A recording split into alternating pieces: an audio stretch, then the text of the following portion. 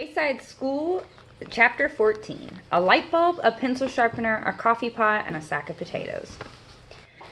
Galileo was a great scientist, said Miss Drizzle. He was born in Italy in 1564 and died in 1642. He was the first person to use a telescope to study the stars, and he also helped figure out the laws of gravity. Oh, I know about gravity, said Joe. Miss Jules pushed a computer out the window. It fell a lot faster than a pencil. I don't think so, said Miss Drizzle. Galileo proved that all objects fall at the same speed. He conducted a very famous experiment. He dropped lots of different objects off the Leaning Tower of Pisa. The Leaning Tower of Pisa is in Italy. It was built in... Todd raised his hand. You're getting a little boring, he said. Oh my goodness, am I? Asked Miss Drizzle. Rondi, Leslie, Paul, and Calvin nodded their heads.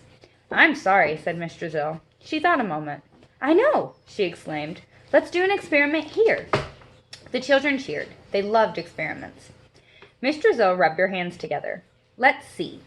We'll need a coffee pot, a pencil sharpener, a light bulb, and... She thought a moment. We need something heavy. An elephant's heavy, said Benjamin. There are no elephants in Wayside School, said Miss Drizzle. Everyone laughed. What about a sack of potatoes? Asked Ron. I bet Miss Mush has one. Go see, said Miss Drizzle. There's a coffee pot down in the office, said Stephen. Go get it, said Miss Drizzle. If I had a screwdriver, I could get the pencil sharpener off the wall, said Eric Fry. I've got a screwdriver, said Jenny. Can we use a fluorescent light bulb? Asked Bibi. She looked up at the ceiling. I guess so, said Miss Drizzle. How do I get it? Asked Bibi. Well, you're the scientist, said Miss Drizzle. You figure it out. Bibi put her chair on top of her desk and stood on it. She still couldn't reach the ceiling. Hey, Benjamin, let me have your chair. She put Benjamin's chair on top of hers, but she still wasn't tall enough. Calvin dumped the waste paper basket onto the floor. Try this, he said. Bibi turned the trash can upside down and put it on top of Benjamin's chair. Then she climbed on top, but she still couldn't quite reach. Leslie brought the class dictionary. Jenny and Dana donated their math books. Sherry grabbed Miss Drizzle's old blue notebook. Put that down, yelled Miss Drizzle. Right now! Sherry dropped the notebook. Miss Drizzle's kindly old face had suddenly turned mean. Don't ever touch that again, Miss Drizzle ordered. Sherry returned trembling to her seat. Everyone was staring at Miss Drizzle. She smiled sweetly. Go back to what you were doing, she said. Jason threw Bibi his lunchbox. She set it on top of the books, then climbed on top. Standing on her tiptoes, she was able to pull the cover off the fluorescent light. She grabbed the light just as the pile collapsed beneath her. She fell to the ground, triumphantly holding the unbroken light bulb high above her head.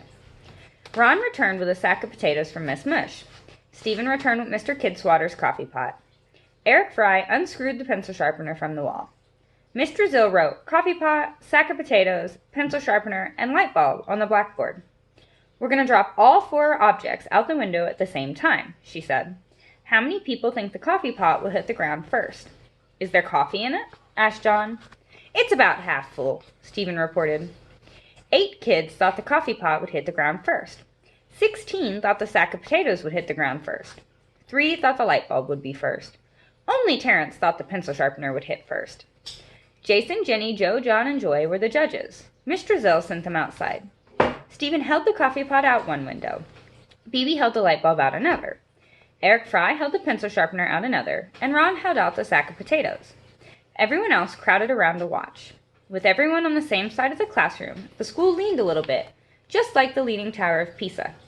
On your mark, get set, let go, said Miss Drizzle. The objects fell through the air and smashed against the pavement. A short while later, the judges returned. Their clothes were splattered with coffee. Jenny had bits of potatoes in her hair. Was the pencil sharpener first? Asked Terrence. It happened so fast, said Joe. They all hit about the same time. But the coffee pot made the coolest explosion, said Jason. I think the light bulb hit the ground last, said John. Well, that's possible, said Miss Drizzle. Gravity causes all objects to fall at the same rate, but air slows them down a little. That's called air resistance. And that's good. Otherwise, raindrops would kill us. Air resistance slows all things down a little bit, but it has a greater effect on very light objects, such as a piece of paper. And of course, the shape of the paper is important too. A crumpled up piece of paper will fall faster than... You're getting boring again, said Mac. Miss Drizzle stopped talking. Now we need a new pencil sharpener, said Leslie. Paul licked her ear.